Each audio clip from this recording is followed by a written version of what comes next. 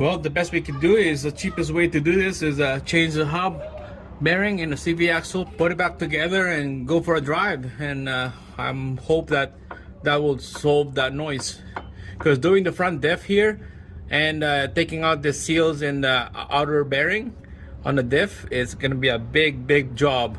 All right, so I turned the wheel to the right and that compressed the CV axle close. So when I spin the wheel again, it has a different noise. It compressed this inner boot together and it doesn't move anymore when I wiggle it. So it compressed it tight, it snug everything up inside, and it doesn't move when I shake that CV axle.